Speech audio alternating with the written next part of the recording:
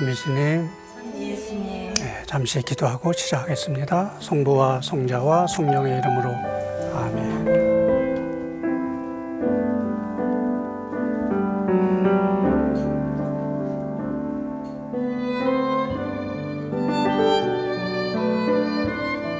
영광이 성부와 성자와 성령께 과 같이 이제와 항상 영원히 아멘. 성부와 성자와 성령의 이름으로 아멘. 자, 우리 지난 시간에는 향신기도 4가지 지침에 따라서 향신기도하는 방법을 배웠고, 그 다음에 마지막 시간에 짤막하게 실습 조금 이렇게 해봤습니다. 여러분들 기도 집에서 좀 해보셨어요? 네. 네, 어떻게 하실만 하던가요? 힘들어요? 네. 네, 그래서 오늘 지난주에는 4가지 지침에 대해서 설명드렸고, 오늘은 그 4가지 지침에 대한 설명하는 그런 시간을 갖도록 하겠습니다. 자, 우리가 복습하는 차원에서 지난주에 했던 4가지 지침에 대해서 잠깐 살펴보자고요. 자, 첫 번째 지침은 하나님께서 내 안에 현존하시고 활동하심에 동의하는 지향의 상징으로 거룩한 단어를 어떻게 한다 그랬어요? 거룩한 단어를 선택한다. 이것이 첫 번째 지침이었습니다. 그죠? 자, 두 번째 지침은 기도하기 위해서 우리가 준비해야 하는 거잖아요. 편안히 앉아서 눈을 감고 하나님께서 내 안에 현존하시고 활동하심에 동의하는 지향의 상징이 거룩한 단어를 어떻게 한다? 도입한다. 의식으로 도입한다. 도입한다는 의미는 우리 의식 속에 그 단어를 떠올린다는 얘기죠. 자, 그 다음에 세 번째는 이제 기도 중에 끊임없이 이제 분심, 잡념들이 올라오는데, 그래서 생각을 알아차릴 때 어떻게 하라 그랬습니까? 분심에 빠진 것을 알아차릴 때 아주 부드럽게 거룩한 단어로 돌아간다. 그리고 이것이 향신기도 키포인트 핵심이라고 그랬죠? 기억나시나요? 네. 그 다음에 네 번째는 이제 마침 기도 시간인데, 기도가 끝나면 2, 3분간 침묵 속에 머물러라. 이렇게 말씀을 드렸습니다. 그래서 이제 여러분들이 거룩한 단어를 선택했으니까 이런 지워버리면은 이제 3가지 단계만 하시면 돼요. 기도하기 위해서 의자에 앉던 방석에 앉던 앉아서 거룩한 단어를 도입하고 머물면은 계속해서 이러저런 생각이 떠오르고 사로잡혀서 분심에 빠진 것을 알아차리면 어떻게 한다? 거룩한 단어로 돌아간다. 그죠? 그리고 기도가 끝나면 이제 2, 3분간 침묵 속에 머무는데, 우리 향신기도 하는 분들은 주님의 기도 성모성을 천천히 한다고 이렇게 말씀을 드렸습니다. 기억나시죠? 네. 그래요. 자, 그래서, 키팅 신부님께서는 향신기도는 하나님과의 관계고 관계를 깊게 한다는 것을 굉장히 강조를 하십니다. 때문에 신부님께서는 단지 우리가 그 향신기도 방법만을 가르치는 것이라기보다는 우리 향신기도가 우리 그리스도교 관상 전통, 특별히 사마가 교들부터 동방교회 내려왔던 예수의 기도, 그다음에 우리 서방교회에서 쭉 내려왔던 거룩한 독서 안에서 전승되었다는 것을 굉장히 이렇게 강조하고 계시죠. 자, 우리 렉시오 디비나 잠깐 살펴보면, 전번에 렉시오 디비나는 렉시오, 성경을 듣다 읽다. 두 번째는 메디타시오, 묵상이라고 할 수 있어요. 그렇죠? 세 번째는 오라시오, 이거는 기도. 네 번째 컨템플라시오, 이걸 우리가 관상이라고 이렇게 표현을 한다고 했잖아요. 4가지 단계가 렉시오 디비나다.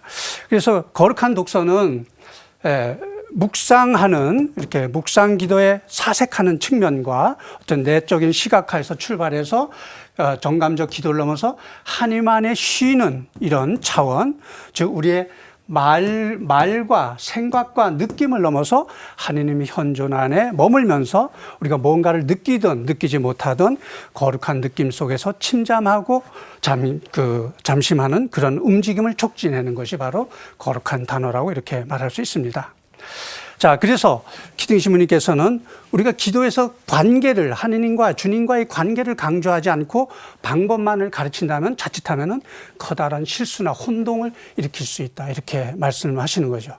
그래서 만일 기도로서의 관계를 강조하지 않는다면은 우리가 하는 수련은 별 의미가 없다, 이렇게 말씀하십니다. 왜냐하면은 향신기도는 정신수련이나 명상이 아니라는 거예요. 명상이 아니다. 요즘 많은 분들 그 명상에 이렇게 관심 갖고 명상을 하잖아요. 명상 자체는 절대로 나쁜 것이 아니에요. 이거는 이 현대 이렇게 복잡하게 긴장과 스트레스 속에 살아가는 현대인에 많은 정신적인 유익을 줍니다. 근데 교회에서 이 명상이나 뭐 템플스테이 이런 것들에 대해서 주의를 주는 것은 잘못하다면은 명상이나 이런 수련들은 뭐냐, 우리 정신적인 수련이야. 그죠? 호흡을 뭐 수련한다든지 아니면 혈압을 수련하는데 우리 의식을 수련한다든지, 그래서 우리의 신체나 정신적인 어떤 유익을 얻기 위해서 또 정신적인 그런 능력을 향상시키기 위해서 하는 것이 명상이잖아요. 그런 육체적인 단련 수련을 하다 보면 뭔가 느낌들이 온다고. 그러면 그게 마치 뭔가 우리가 기도 때 성령께서 주시는 그 은총 체험처럼 착각해서 그걸로 빠지게 돼요.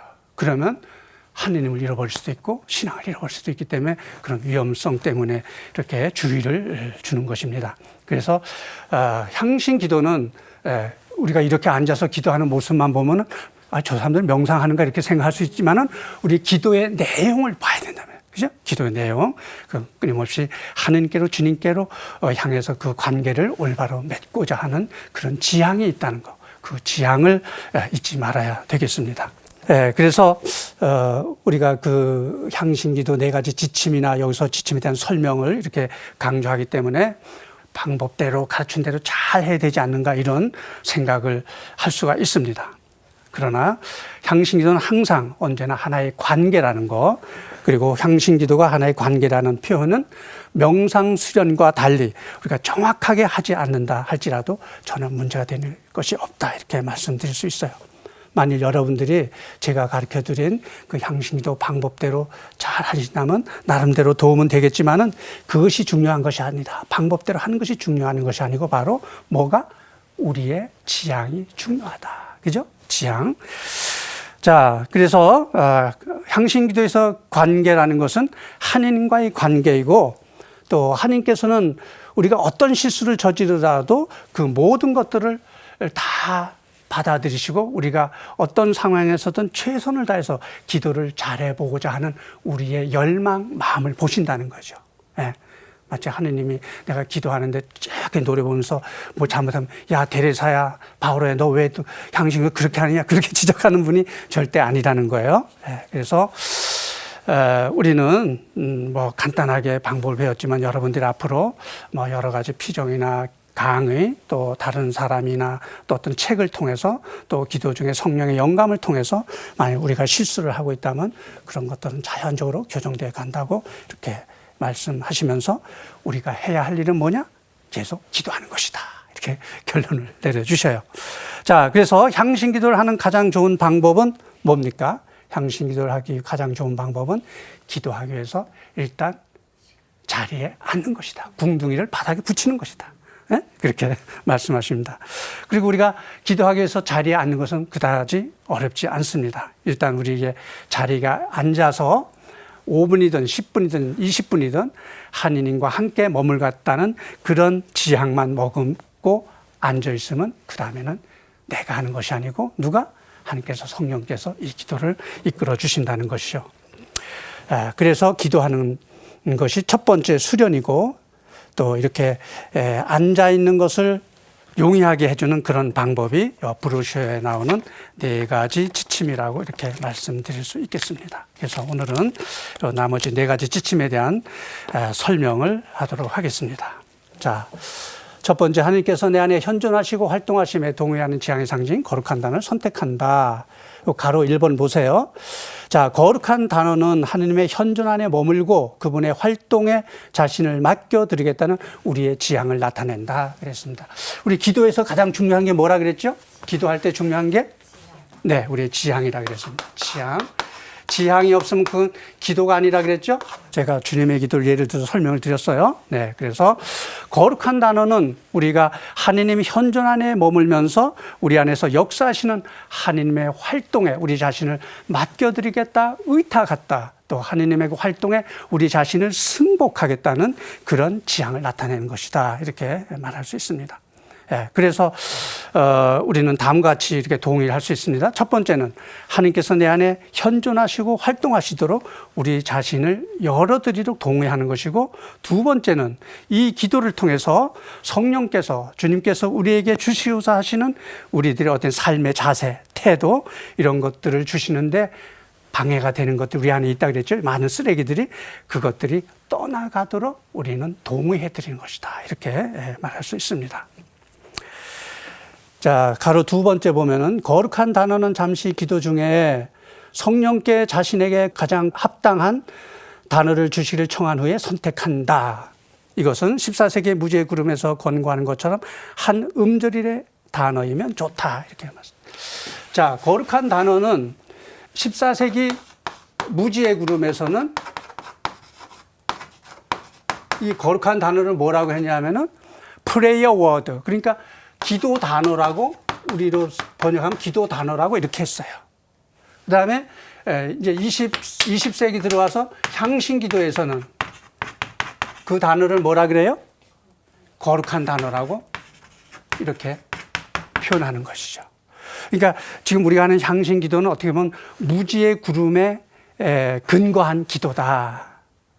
무지의 구름을 이렇게 책을 읽어봐도 명확한 방법이 없어요. 그거를 키팅 시민님께서 이렇게 네 가지 순서대로 방법을 만들어 놓은 것이다, 이렇게 말할 수 있습니다. 그래서 거룩한 단어를 선택할 때는 여러분에게 각자 편안하게 느껴지는 단어, 왜 어떤 단어는 좀 심적으로 부담이 되는 단어가 있을 수 있어요. 그죠? 뭐 고통이라든지 십자가라든지 이런 단어는 그렇게 느껴질 수 있기 때문에 그게 부담이 된다면 그냥 편안한 단어, 그 순간에 떠오르는 그런 단어를 우리가 하나님과 함께 머물고 하나님의 현존과 활동에 우리 자신을 열어드린다는 그런 지향의 상징으로 선택하면 됩니다. 그리고 그 단어를 선택할 때는 한 음절로 된 단어를 한 음절, 두 음절도 아니고 문장도 아니고 구절도 아니다. 그죠? 그래서 14세기 무지의 구름의 저자는 이 기도 단어는 짧으면 짧을수록 좋다 그래요. 왜냐하면 짧을수록 거기에 우리의 지향을 압축해서 담을 수 있기 때문에. 만약 문장으로 된다면 의식이 흐트러질 수 있잖아요. 그래서 압축하기 위해서 짧은 단어일수록 좋다고 이렇게 말씀을 하셨습니다. 자, 3번. 거룩한 단어는 그 단어의 의미가 거룩하기 때문이 아니라 하느님께서 우리 안에 현존하시고 활동하심에 동의하는 지향이 담겨 있기 때문이다. 거룩한 단어는 그 본래 단어가 거룩하기 때문이 아니고 거기에 담는 우리의 지향이 거룩하기 때문에 거룩한 단어로 한다. 이건 향신 기도를 하기 위해서 우리가 하는 하나의 약속이다, 이렇게 설명을 드렸죠. 그래서 우리가 사랑이나 기쁨, 평화, 아니면 하느님, 주님, 이런 단어를 하느님과 함께 머물겠다는 우리의 지향의 표현으로 선택한다면 우리 지향 때문에 그 단어가 거룩하게 된다, 이렇게 말할 수 있습니다. 자, 그래서 이런 단어를 가지고 우리가 기도할 때 지나가는 생각들 때문에 우리의 그 지향, 하느님과 함께 머물겠다는 지향을 유지하기 어려울 때는 언제입니까? 난 지금 하느님과 함께 여기 머물러야 되는데 생각에 내 의식이 빼앗기면 지향이 일로 가는 거 아니에요. 하느님께 머물지 않고 생각으로 간단 말이죠. 그죠? 이건 온전히 기도하는 거 아니기 때문에 그런 원래 지향을 유지하기 어려울 때 우리는 거룩한 단어를 도움을 받아서 다시 원래 지향으로 돌아간다, 하느님께 돌아간다, 이렇게 이해를 합니다. 자, 그렇게 거룩한 단어로 돌아감으로써 우리는 하느님과 함께 머물겠다는 우리의 원래 지향을 재확립하는 것이고, 이것이 바로 거룩한 단어가 하는 것의 전부다, 이렇게 말할 수 있습니다. 자, 4번. 어떤 사람은 거룩한 단어 대신 단지 내면으로 시선을 돌려 거룩한 현존을 떠올리던가 자신의 호흡을 알아차리는 것이 더 적합할 수도 있다. 이 4번은 말이죠, 이 초보자들한테는 좀 어려운 문제입니다. 그러니까 거룩한 현존은 뭐야? 우리 기도하다가 분심에 빠진 걸 알아차렸을 때, 그때는 뭐야? 거룩한 단어 대신에 어떤 이미지, 어떤 여러분 나름대로 가지고 계신 성모님의 이미지라든지 예수님의 이미지를 떠올리라는 그런 얘기예요. 아시겠죠? 그런데 초보자들은 이런 이미지를 떠올리다 보면은 그냥 그 이미지 안에 또 머물러. 성모님 이미지 좋잖아요. 예수님의 이미지 좋잖아. 이건 거기 머물다. 그거는 바로 우리가 존재 중심에 계신 하나님 현존과 머물려고 하는 그 지향과 반대된다는 거죠. 그래서 그런 건 좋지 않다고 할 수 있겠고, 그래서 초보자들에겐 거룩한 단어가 가장 좋아요. 그리고 거룩한 단어는 이미 초세기부터 계속 써왔던 그런 수단이고 방법이기 때문에 가장 좋습니다. 그 다음에 거룩한 그 호흡을 알아차린 건 뭐냐? 호흡. 제가 이 향신기도 역사에 대해서 말씀드릴 때 동방교회 예수기도가 그 예수님의 이름을 부르는 기도에 호흡을 접목해서 했다고 이런 기억나시죠? 네, 그것처럼 할 수도 있어요. 근데 그건 또 아니다. 향신기도는 그 향신기도의 거룩한 호흡을 알아차리는 게 더 좋다는 건 뭐냐 하면 기도하다가 분심에 빠졌어. 그러면 내가 호흡하는 걸 인식하는 거, 어떤 인식하면 돼. 그럼 다시 일로 돌아와요. 그러니까 이런 거는 뭐야?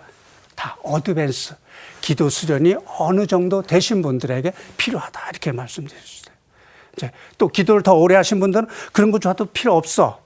나름대로 그냥 기도하다 분심이 떠오르는 거 알아차려. 그럼 꺼져버려요. 그럼 그대로 머물면 돼. 근데 초보자들 거룩한 단어가 가장 좋다. 이렇게 말씀드릴 수 있습니다. 5번. 일단 거룩한 단어를 선택했으면 기도하는 도중에는 바꾸지 않는다. 그렇게 하는 것은 또 다른 생각을 불러일으키기 때문이다.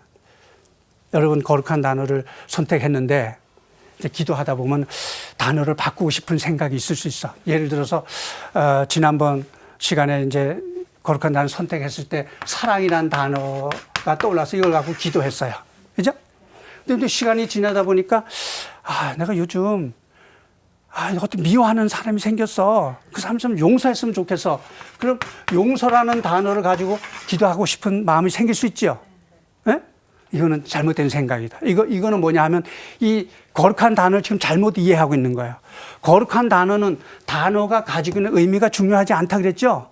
이 의미는 사랑이라는 의미, 용서라는 의미는 아무런 의미가 없어. 그 의미는 다 빼버리고 여기 뭘 담는다 그랬어요? 우리의 지향을 담는다 그랬잖아요. 지향. 우리의 지향. 향신기도의 지향이 뭐예요? 내가 이 기도 시간 동안 하느님 현존 안에 머물겠다는 그런 지향. 그죠? 하느님과 함께 머물겠다는 그런 지향을 여기다 담는다 그랬어요. 그러니까 이 단어가 지닌 의미는 별 의미가 없다. 그러니까 거룩한 단어는 좋고 나쁜 게 있을 수 있어요? 없어요? 없어요. 어느 단어나 다 똑같다. 그죠? 우리 담는 지향이 똑같기 때문에 그래서 바꿀 필요가 없다. 근데 사람에 따라서는 아까 말씀드렸듯이 뭐 단어가 굉장히 심리적으로 무겁게 느껴진다. 그러면 그때는 편안한 그런 단어로 이렇게 바꾸시면 됩니다. 자, 이제 2번. 편안히 앉아서 눈을 감고 하느님께서 내 안에 현존하시고 활동하심에 동의하는 지향의 상징인 거룩한 단어를 우리 의식 속에 도입한다. 두 번째 지침은 이제 기도하기 위한 준비 과정이죠. 우리가 편안히 앉아서 눈을 감고 잠시 마음을 가라앉히면서 아무것도 하지 않은 채 한 5 내지 10초 동안 이렇게 편안한 상태에서 머물러 있습니다. 그런 다음에 이제 거룩한 단어를 아주 부드럽게 어떤 형식 없이 우리 의식 속에 도입한다, 떠올린다. 자, 그 거룩한 단어는 우리가 첫 번째 지침에서 하나님께서 내 안에 현존하시고 활동하심에 우리 의지로 동의하는 상징으로 선택했던 그런 단어입니다. 자, 그래서 그 1번 보면은 편안히 앉는다는 말은 기도 중에 잠이 들지 않을 정도의 상대적인 편안함을 말한다. 이 기도에서 우리의 내면은 깨어있는 자세이다. 편안하게 앉는다 해서 너무 릴렉스하게 앉으면 이제 쉽게 졸거나 잠에 들 수가 있어요. 또 뭔가 하려고 아주 경직되는 이런 자세를 하면 또 기도에 방해가 될 수가 있습니다. 적당한 자세로 이렇게 상대적인 편안한 자세로 이렇게 앉으라는 그런 얘기입니다.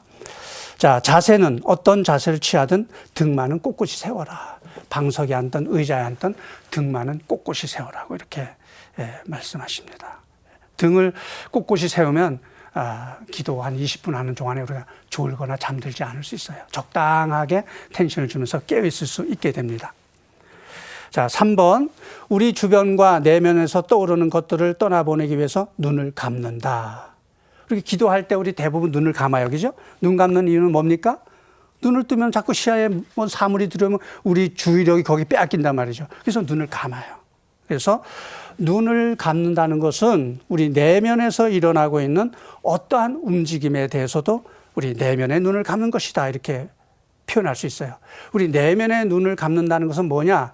기도할 때 끊임없이 올라오는 이러저런 생각, 이미지, 개념, 느낌, 이런 것들에 우리가 관심과 주의를 주지 않고 무시한다는 그런 의미라고 이렇게 말할 수 있습니다. 자, 4번. 부드러운 솜 위에 깃털을 올려놓듯이 아주 부드럽게 거룩한 단어를 의식 속에 도입한다. 여러분들, 부드러운 솜 위에 새털 하나 얹으면 저항이 있어요, 없어요? 아무런 저항이 없죠. 그렇게 거룩한 단어를 도입할 때 부드럽게 자연스럽게 하라는 거예요. 그러면 부드럽고 자연스럽지 않게 하는 건 어떤 거예요? 강제로, 어거지로, 뭔가 강제로, 어거지로 한다는 건 뭐가 목적이 있는 거예요? 그 목적은 뭘까요?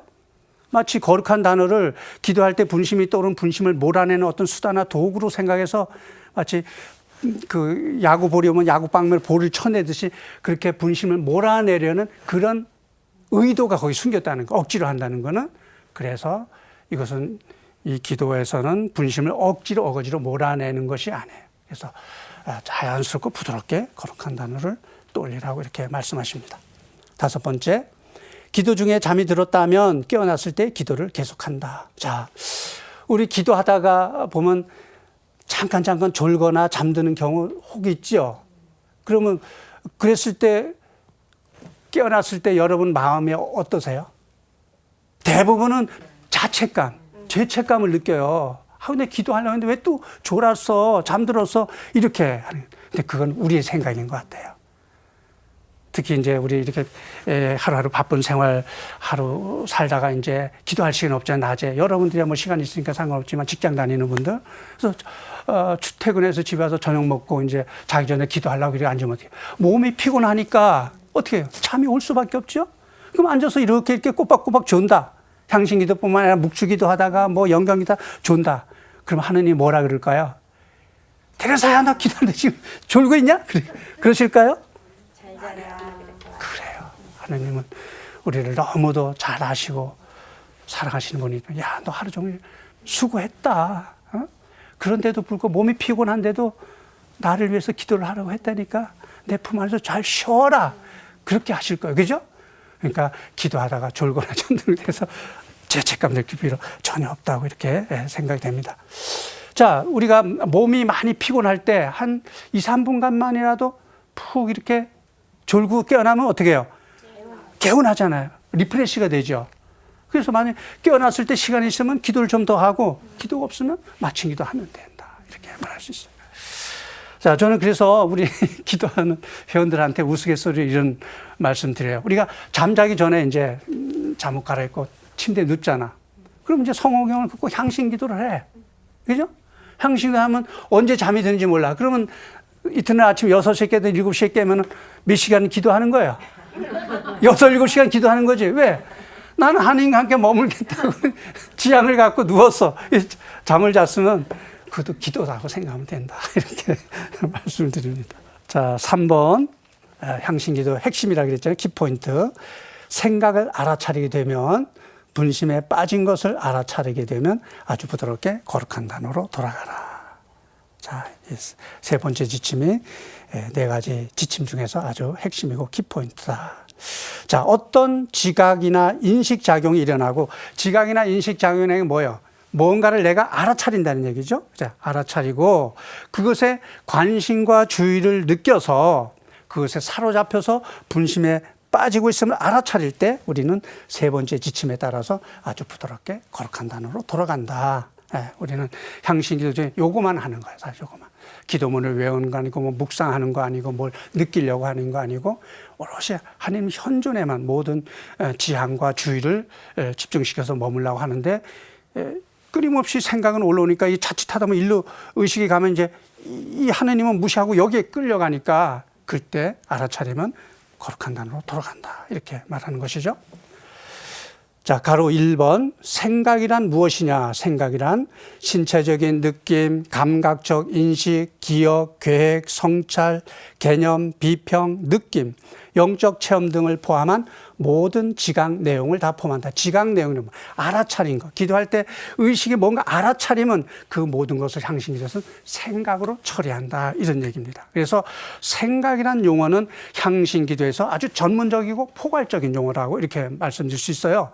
자, 우리가 보통 생각이라고 하면은 그냥 일상적으로 떠오르는 분심 잡념만을 생각이라고 하잖아. 근데 향신기도에서 생각이라고 할 때는 분심 잡념뿐이 아니고 어떤 느낌이나 기억이나 계획이나 성찰, 뭐 앞으로 할 계획 등등등등 뭔가 떠오르서 알아차리면 그 모든 것을 그 생각이라고 여기면 됩니다. 그리고 거기 사로잡혀서 분심에 빠지면은 어떻게 한다고요? 거룩한 단어로 들어간다. 이건 수도 없이 들어야 돼. 분심에 빠진 걸 알아차리면 거룩한 단어로 들어간다. 그래서 여러분 이거는 이 단어 정도는 외워둬야 돼. 분심에 빠진 걸 알아차리면 거룩한 단어로 들어간다. 네. 자, 2번 향신기도 중에 생각들은 필연적이고 본질적이고 정상적이다. 자, 이 말의 의미는 뭐냐 하면 우리가 기도 중에 여러 가지 생각뿐 아니라 아까 말씀드렸던 어떤 느낌이나 어떤 자각이나 외부의 소음, 기억, 상상력 이런 것들이 있을 것임을 우리가 인정하고 받아들이는 것이다. 이렇게 말할 수 있습니다. 자, 그래서 우리가 향신기도를 하기 위해서 이렇게 자리에 앉을 때 이러저러한 생각과 느낌과 감정과 이미지들이 끊임없이 우리의 의식의 흐름을 타고 흘러내려올 것인데 이것은 우리가 필연적이고 본질적이고 정상적이라는 겁니다. 예. 그래서 지금까지 여러분들이 이 기도할 때 떠오른 분심 잡념에 대해서 가졌던 생각에 대한 사고의 전환이 필요하다. 어떤 사고의 전환이 필요하냐. 여러분 대부분 기도할 때 분심은 기도를 방해하는 것이고 분심에 빠진 건 나쁜 것이라는 그런 생각을 가지고 계시죠. 네, 그래서 어떻게 하면 분심 없이 기도할까 이런 마음들 갖고 계신데 향신기도는 전혀 분심에 대해서 걱정할 필요가 없다. 왜냐하면 우리는 머리로 하는 기도가 아니고 우리 중심에 계신 하느님과 함께 관계를 맺고 친교를 맺고 교류를 하는 것이기 때문에 어떤 여기서 생각이 떠오르더라도 전혀 이 기도에는 방해를 받지 않는다는 거예요. 다만 떠오르는 분심에 사로잡혀서 빠진 때를 제외하고는 빠질 때는 뭐예요? 이미 내 의식이 딴 데 갔기 때문에 그럴 때는 제외하고는 절대로 우리는 이 생각에 방해를 받지 않는다. 이렇게 이해를 하시면 됩니다. 근데 제가 지금까지 우리 기도하신 분들에게 끊임없이 생각에 대해서 이렇게 부정적인 생각을 갖지 말라고 이렇게 말씀드리면은 들을 때는 수긍이 돼. 근데 집에 가서 이제 혼자 기도하다 보면 또 어떻게? 그것도 휘말려. 왜 분심이 계속 이래 오는가? 그래서 이제 향신 기도는 분심을 없애려고 하는 것이 아니고 분심으로부터 어떻게 자유로워지는 거예요. 분심을 매달리고 사로잡히지 않고 분심으로부터 자유로워지도록 하는 것입니다. 그래서 떠오르는 분심으로부터 여러분들이 자유로운 그런 수준이 되기까지는 뭐가 필요할까요? 많은 기도 수행이 필요하다. 이렇게 말씀드릴 수 있습니다. 자, 그래서 첫 번째 필연적이라는 얘기는 우리가 살아있는 한 생각은 피할 수 없다는 것이죠. 그래서 필연적인 요소라고 할 수 있습니다. 자, 우리가 살아생전에 분심이 없는 경우가 있을까요? 왜 없어요? 있죠. 한번 생각해 보세요. 언제 분심이 없을까? 네? 잘 때. 네, 잠잘 때 분심이 없지. 그냥 엄밀히 말하면 잠잘 때 뭘 꿔요? 우리 꿈꾸지. 꿈은 이건 또 다른 분심인 거예요. 우리 깨어있을 때는 생각으로 나오지만은 우리가 잠들 때는 꿈을 통해서 그런 생각들이 나온다는 거죠. 그 다음에 또 언제일까요? 잠잘 때? 일 열심히 할 예, 우리 뭔가 활동할 때. 왜? 그 우리 활동에 집중되어 있기 때문에 분심을 올라오는 것이 아니고 우리가 못 알아차릴 뿐이에요. 그죠? 예, 활동할 때. 그 다음에 언제? 죽을 때. 죽으면 아예 없잖아요. 자, 이런 경우를 제외하고는 분심은 없을 새가 없다. 다만 여러분들이 이 기도를 계속하다 보면 점점 그런 떠오르는 분심으로부터 생각으로부터 점점 자유로워진다. 객관적으로 바라보고 흘러가도록 놔두게 된다는 이런 말입니다. 자, 그 다음에 두 번째 생각은 본질적이다. 이거 아주 중요한 본질. 생각은 향신기도의 본질적이래. 본질적이라는 건 뭐야? 아주 중요한 요소라는 얘기죠. 네? 왜냐하면은 이 생각은 어디로부터 와요? 우리 무의식으로부터 올라오는 것은 무의식으로부터 올라오는 것이기 때문에 성령께서 거룩한 치유자로서 역사하시는 치유 과정의 일부이기 때문에 그렇습니다. 예, 그래서 우리가 무의식을 치유하는 방법 중 하나는 뭐냐? 기도 중이나 기도 후에 또는 때때로 기도 시간 이외에도 우리의 어떤 느낌이나 생각들이 의식의 표면에 떠오도록 놓아두는 것이라고 합니다. 그것이 우리 무의식을 정화하는 하나의 과정이라고 말할 수 있습니다. 자, 그리고 우리의 그 무의식에는 여러 가지 내용들이 있는데 크게는 긍정적인 내용과 부정적인 내용이 있어요. 부정적인 내용. 그 다음에 또 자연적인 내용이 있는가 하면 자연적인 건 뭐예요? 자연적인 거?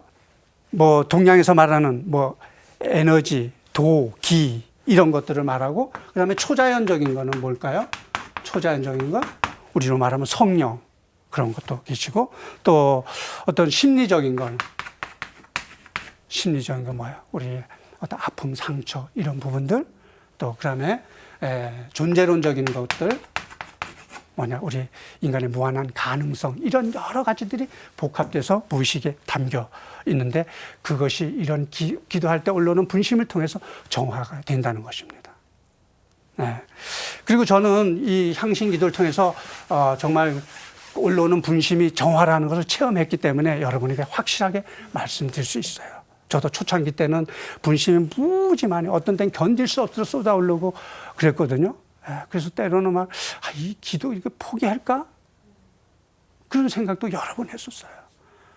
근데 지나고 보니까 그게 뭐야? 정말 무의식의 정화였던 거예요. 정상적이다는 얘기는 향신을 하는 동안에 생각이 떠오르는 것은 아주 정상적이고 자연스러운 것이다. 이렇게 말할 수 있습니다. 자, 3번. 아주 부드럽게 거룩한 단어로 돌아가라는 것은 최소한의 노력으로 하라는 말이다. 이것이 향신 기도 중에 우리가 하는 유일한 활동이다. 최소한의 노력을 하는 말은 뭐예요? 어쩌면 우리는 지금까지 하는 모든 기도는 내가 주체가 돼서 능동적으로 내가 했던 거잖아요.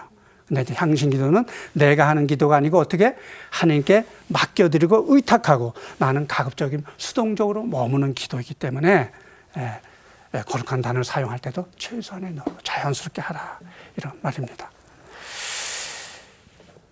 자, 토마스 신부님께서는 우리가 생각에 대응하는 방법을 4가지 간단하게 알려주시는데 이거를 4R이라고 하셔요. 1번 레지스트 저항하지 마라. 그죠? 떠오른 분심에 저항하지 마라. 2번째, 디테인. 매달리고 집착하지 마라. 매달리고 집착하지 마라. 떠오르는 생각에. 3번, 리액트. 왜? 반응하지 마라. 그리고 4번, 어떻게 해요? 리턴. 어떻게? 거룩한 단어로 돌아가라. 이게 기도할 때 떠오르는 분심에 대응하는 우리의 방법이다. 어떻게 해요?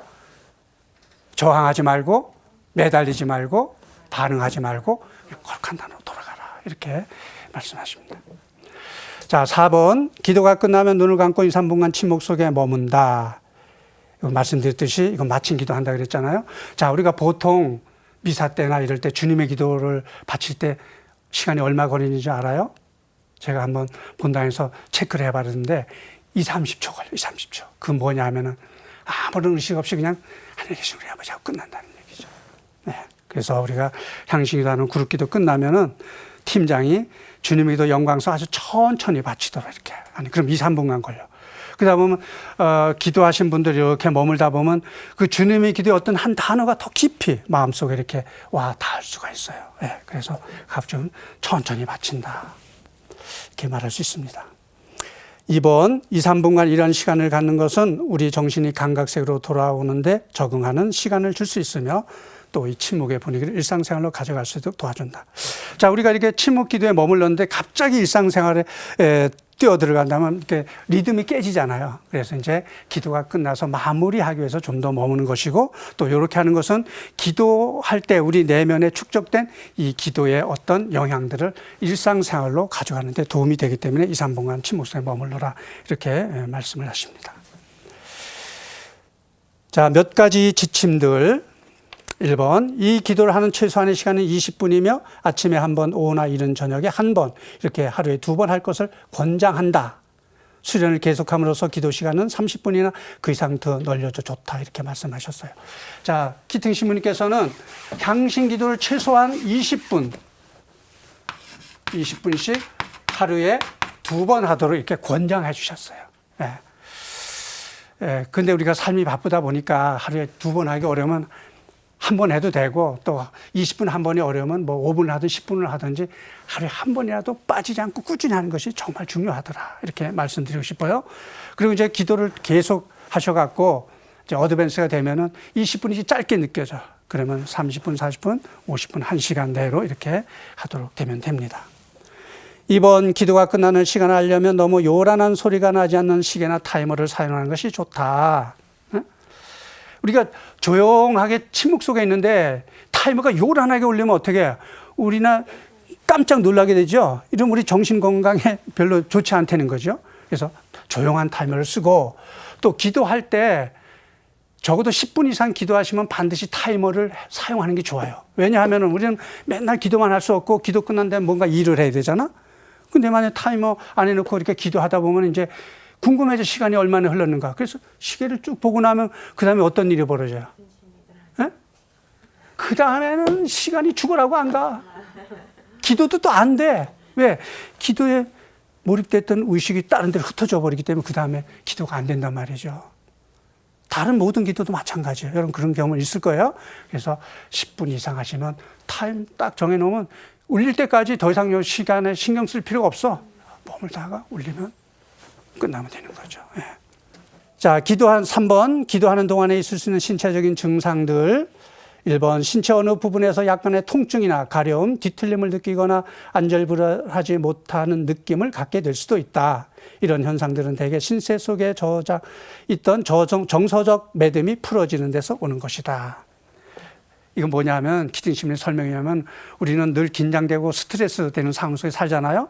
그 밖으로부터 받는 모든 긴장과 스트레스 우리 몸의 세포 속에 다 저장이 된다는 거예요. 그래서 우리 성인들은 몸이 굳잖아요. 그게 뭐야? 긴장 스트레스 때문에 그런 거야. 근데 이제 하나님께 모든 걸 맡기고 이렇게 릴렉스하게 머물다 보니까 이게 이제 풀어지면서 나오는 어떤 에너지의 방출이라고 이렇게 그런 몸이 여기저기 근질근질하던가 어디가 결린다던가 이런 걸 더 민감하게 이제 알아차리게 돼요. 때로는 제가 경험하는데 어떤 분은 막 기도하다가 막 몸이 흔들려. 막 이렇게. 네, 그런 것도 하나의 과정이니까 지나가면은 괜찮아요. 너무 걱정하지 않으셔도 됩니다. 네. 2번, 또한 온몸이 무겁거나 가벼워지는 것을 느낄 수도 있다. 이것은 보통 영적 주의성의 수준이 깊어지는 데서 오는 것이다. 영적 주의성이 뭔가 하면은 우리 의식이 민감해진다는 거야. 이런 침묵기도 하면은 우리 의식이 이제 민감해지면 어떻게 뭔가를 더 예민하게 알아차릴 수 있죠. 내 자신에 대해서, 이웃에 대해서. 근데 여기서 이제 주의해야 될 거는 이거 하다 보면은 이제 내 자신에 대해서 민감한 건 좋은데 남의 사소한 실수나 이 잘못들이 더 이렇게 강하게 이렇게 알아차리게 돼요. 그럴 때 그것을 수용할 수 있는 그런 능력을 발휘해야 된다. 아시겠죠? 네. 그래서 또 이런 기도를 통해서 영적으로 민감해지면 어떤 사물을 보더라도 그냥 무심하게 보지 않고 아주 깊게 통찰할 수 있고 이렇게 되는 거예요.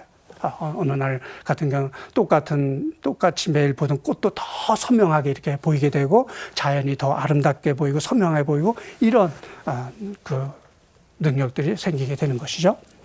3번, 어떠한 경우든 그것에 주의를 길지 않고 아주 부드럽게 거룩한 단어로 돌아가라. 향신기도의 중요한 결실은, 자, 향신기도의 결실이 기도 중이 아니고, 자, 기도 중에 기도의 결실을 얻는다는 의미는 뭘까요? 기도 중에 결실을 얻는다는 건 기도할 때 뭔가 느낌이 온다는 거죠. 그죠? 이러저러한 느낌. 그것이 중요한 것이 아니고 어디서? 일상생활에서. 일상생활. 바로 우리 변형이라는 거예요. 변형. 응? 기도 중에 뭐 어떤 느낌을 얻느냐, 뭐를 봤느냐, 뭐 음성을 들으냐 이게 아니고 우리 삶이 변화돼 가는 것이다. 이렇게 말할 수 있어요. 네. 저는 그동안 많은 피정 지도하면서 이제 우리 피정 때는 피정이 끝나면 이렇게 나눔을 하거든요. 그러면서 신자분들이 기도를 통해서 이렇게 변형된 것들을 많이 이렇게 들었어요. 그리고 제 자신도 초창기 때 이렇게 나눠 드렸지만은 그런 변형을 체험했는데 아직도 기억에 남는 이제 어디든 형제님들은 이 기도하는데 낯설죠. 그죠? 대부분 여성들이 많잖아. 성당이나 교회나 절에 가면 여성들이 다 8, 90%죠? 네. 근데 그래서 저는 본당 있을 때도 형제님들이 미사 오는 것 자체만 봐도 너무 감사하고 그랬어요. 근데 그런 분들 향신 기도로 하러 오신다니까 얼마나 귀중하게 생각이 되겠어요. 근데 그분 이제 몇 분의 나눔이 이제 기억이 나는데, 이제 어떤 분은 이제 공무원 생활을 평생 하고 은퇴하고 나서 이제 집에 맨날 있었더니까 혼자 이제 외로움을 느끼게 되더래요. 저녁만 되면은 아내도 자식도 다 자기 방에 들어가더래. 왜? 자기 혼자 이 TV 모니터를 움켜쥐고 자기가 원하는 채널만 돌리니까 자식들은 다 지방에 가서 이 휴대폰을 통해서 보더라는 거죠. 그리고 향신기도 하고 이제 어느 정도 지났는데 어느 날 보니까 애들과 함께 응접실에 있더라는 거야. 그리고 이 리모컨이 이제 어디 가 있나? 애들한테 가 있더라는 거야. 그래서 그걸 보고 자기가 깜짝 놀랐다는 거야. 그전에 어떻게 자기 중심적으로 가족 안에서도 그런데 이제 그것들을 애들한테 이렇게 양보하는 그런 마음이 생겼다는 이런 얘기를 나누셨고, 또 어떤 형제님은 그 기자 출신인데 평생 동안 이제 저녁에 퇴근해서 꼭 집에서 밥을 드신대요. 그러면 자매님이 식사하고 나면은 과일을 깎아주잖아. 그걸 뭐 당연시하게 생각했다는 거야. 근데 오늘 딱 봤는데 과일을 깎아서 껍데기 좋은 걸 빚어서 남편한테 주고 자기는 그 삐주고 남은 속에 남는 그 뭐야? 그걸 뭐라? 속. 그거를 이렇게 뜯고 계세요. 그걸 보고 아주 충격을 느껴요. 야, 내가 평생 동안 이렇게 해왔는가? 한 번도 그게 보이지 않았던 거야. 그래서 그다음부터 당신이 과일을 깎아서 좋은 부분을 잘라서 자매님 드리고 당신이 그 속을 먹었다는 그런 나눔을 또 해주시더라고요. 그 자매님은 얼마나 행복하실까? 그죠? 또 그 어떤 자매님은 이런 나눔을 했어요.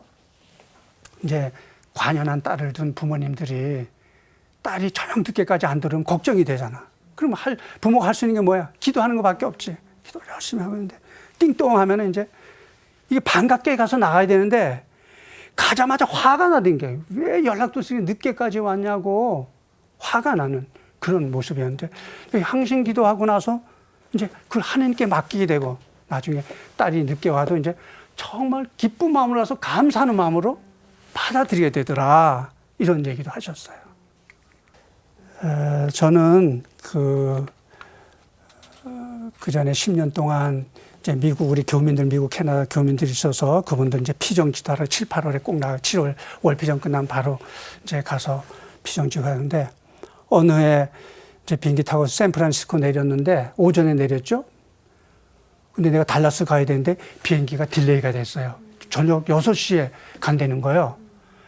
야, 그 외국 공항에 혼자 8시간을 내가 뭘 하고 지내야 되겠어요. 그죠?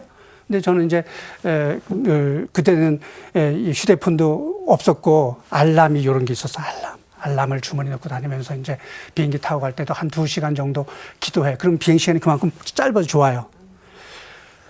할 거 없으니까, 그럼 여기서 한번 기도를 해보자 하고 이제 50분을 맞춰놓고 그 공항 대합실에 앉아서 기도를 했어요. 근데 내가 놀란 체험이 뭐냐면, 그 얼마나 소란스러워. 수많은 인간들이 가면서 떠들어 제끼고 2분마다 방송 나오고 그런 데서도 기도가 되더라는 얘기예요. 그래서 내가 거기서 뭐냐 했나. 하루 피정해서 하루 피정. 그리고 6시에 가서 비행기 타고 간 경험이 있어요. 옛날 같으면 그런 소음 속에서 기도 못한다는 그런 마음을 가질 수밖에 없죠. 그리고 기도할 엄두를 내지 않지. 이런 소음 속에서 뭔 기도를 해. 그런데 기도해보니까 기도가 돼. 그건 뭐냐? 제가 이런 기도 수련을 통해서 어떤 소음 속에서도 우리가 머물러서 기도하는 수련이 됐기 때문에 가능하다. 이렇게 말씀드릴 수 있습니다. 결국 이 향신 기도는 뭔가를 하나님께 구하고 얻고 추구하는 그런 기도가 아니고 끊임없이 하나님께 나를 맡기고 의탁하는 그런 기도이기 때문에 일상생활에서 주어진 어떤 사항들도 내가 다 수용하고 받아들이고 그렇기 때문에 내 마음의 내적 평화를 누리고 다른 사람과의 관계, 이 세상과의 관계도 원만하게 이루어진다고 이렇게 말씀을 드릴 수가 있습니다. 자, 5번. 향신기도는 우리로 하여금 하나님의 첫 번째 언어인 침묵에 익숙하게 만들어준다. 이 소음 속에 살아가는 우리들은 침묵에 익숙하지 못하죠. 특히 젊은이들은 침묵 못합니다. 우리 성인들도 침묵 5분은 엄청나게 긴 시간이에요. 그죠? 침묵 안 해본 분들은. 근데 이렇게 이 기도를 통해서 우리는 침묵에 이제 익숙한 그런 삶을 살아갈 수 있도록 하게 됩니다. 자, 이제 마지막으로 더 발전하게 한 지침들. 향신기도 중에 여러 가지 생각들이 떠오를 수 있다.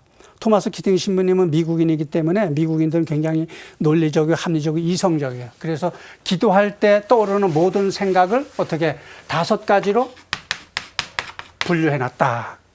첫 번째, 어떤 생각이냐. 우리의 상상이나 기억과 같은 일상적인 생각들. 이건 쓰잘데없는 생각이에요. 쓰잘데없는 잡다한 그런 생각들입니다. 두 번째는 우리의 관심과 주의를 끄는 생각이죠. 이건 뭐야? 우리 삶에 뭔가 그렇게 중요한 것들이 있어요. 그죠? 보다 중요한 것들, 그런 것들에 대한 그런 생각들. 세 번째는 통찰, 심리적인 묘안. 뭐냐 하면은 우리가 살아가다가 뭐 인간 관계나 어떤 일적인 문제에서 뭐 해결해야 될 문제가 있어요. 고민했는데도 좋은 해답이 떠오르지 않아서. 근데 어느 날 이렇게 기도하다 보면 좋은 거기에 대한 해답이 딱 떠올라요. 그럼 우리 뭐 합니까? 이제 그거 가지고 소설 쓰는 거야. 그 사람을 어디에 만나서 이 사람이 이렇게 얘기할 때 난 이렇게 대응해야지. 지금 뭐 하고 있는 거예요? 뭐 하고 있는 거예요? 분심에 빠진 거예요. 기도하는데. 그죠? 네. 이럴 때는 어떻게 하라? 거룩한 단어 돌아가라. 네. 그 좋은 지혜, 해결책이 만약 하느님께서 나에게 어떤 지혜로 주셨다면 기도가 끝나도 분명히 내 기억에 남아요. 그러나 그게 그냥 쓸데없는 망상에 지나지 않는다면 한참 소설 쓰고 끝나면 다 잊어버려. 아무런 생각이 안 나더라. 아시겠죠? 그래서 이런 통찰의 명상이 오더라도 그냥 흘려버려요. 그 다음에 여기 자아성찰이라는 게 또 하나 있다. 자아성찰. 자아성찰은 뭐예요? 기도하면서 내 스스로를 판단하는 거죠. 내가 지금 기도를 잘하고 있는가? 배운 대로 잘하고 있는가? 아이고, 오늘은 좀 분심이 좀 덜하네. 내가 하느님이 나에게 은총을 주시는가, 지금? 아이고, 오늘은 왜 이렇게 또 분심이 많아? 기도를 잘못하고 있는가? 뭐 이렇게 내 기도에 대해서 성찰하는 거. 이런 모든 것들. 무의식으로부터 올라오는 느낌이나 상상들. 자, 이거 중요해.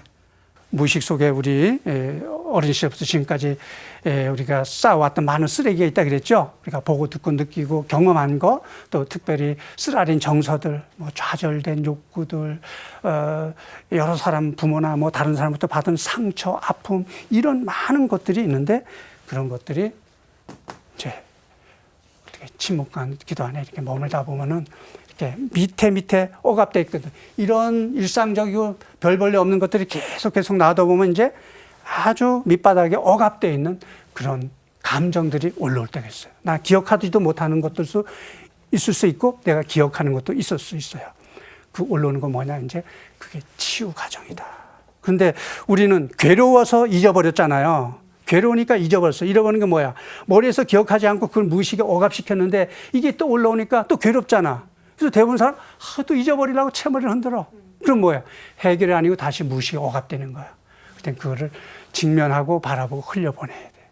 이건 이제 하나님께서 우리의 무의식을 정화하고 치유해 주기 위해서 끄집어내 주는 것으로 보면 돼요. 아시겠죠? 네. 이런 5가지 생각을 나눠놨어요. 그럼 이제 또 이렇게 이성적으로 발달한 사람은 이런 얘기를 들으면 어떡하냐면 기도하면서 이 생각은 3번에 해당하네. 이 생각은 2번에 해당하네. 이렇게 한다고. 이렇게 하라고 나누는 게 아니야. 아시겠어요? 기도할 때 토탈 보면 이런 5가지 종류가 생각들이 올라오는데 그런 것들을 사로잡혀서 분심에 빠진 걸 알아차리면 어디로 돌아간다? 거룩한 단어로 돌아가라. 이 얘기를 이렇게 하시는 것입니다. 자, 2번. 향신기도 중에 체험을 분석하거나 기대를 걸거나 다음과 같은 특별한 목적을 갖지 않도록 한다. 자, 1번. 거룩한 단어를 계속해서 반복하겠다. 자, 거룩한 단어를 반복하라는 얘기가 말라는 얘기예요. 예. 우리가 시험을 볼 때 이 지문을 잘못 읽으면은 답을 알고도 정답을 못 써요. 이 지문에 의하면 거룩한 단어를 계속해서 반복하겠다 했지만은 사실은 거룩한 단어는 반복하는 것이 아니다. 거룩한 단어는 수단이나 도구에 지나지 않는다 그랬죠? 수단이나 도구는 필요할 때 쓰는 거예요. 그죠? 그럼 거룩한 단어 필요할 때는 언제라고? 정확하게 분심에 빠진 것을 알아차렸을 때만 쓰는 것이다. 자, 2번. 아무런 생각을 갖지 않겠다. 마음을 공백으로 만들겠다. 이건 어디서 하는 거예요? 이건 명상수련에서 하는 거죠. 우리는 마음을 비우고 공백으로 만드는 게 아니에요. 예. 향신기도는 명상과 다르게 오로지 하나님과의 관계와 관계를 깊게 하는 것이다. 이렇게 말할 수 있습니다. 자, 우리 신자분들 중에도 이렇게 명상 수련하거나 또 템플스테이 가는 분들 적지 않이 있는 걸 알고 계세요. 자, 그런 분들은 굳이 거기 안 가도 돼. 이렇게 우리 교회 안에는 침묵기도, 향신기도 같은 침묵기도 이렇게 하시면 도움을 받으실 거라고 생각이 됩니다. 자, 4번 평화를 느끼거나 영적 위로를 받겠다. 5번 영적 체험을 얻겠다. 뭔가를 얻겠다, 받겠다는 건 뭐야? 자기의 욕구, 만족을 추구하는 거잖아요. 그래서 그런 것도 내려놓고 하나님 현존 안에 이렇게 머무는 것이 향신기도다. 이렇게 말할 수 있습니다. 예, 오늘 이렇게 4가지 지침에 대한 설명 구체적으로 해드렸어요. 예, 시간이 됐으니까 마무리하도록 하겠습니다. 성부와 성자와 성령의 이름으로 아멘. 영광이 성부와 성자와 성령께 처음과 같이 이제와 항상 영원히 아멘. 성부와 성자와 성령의 이름으로 아멘.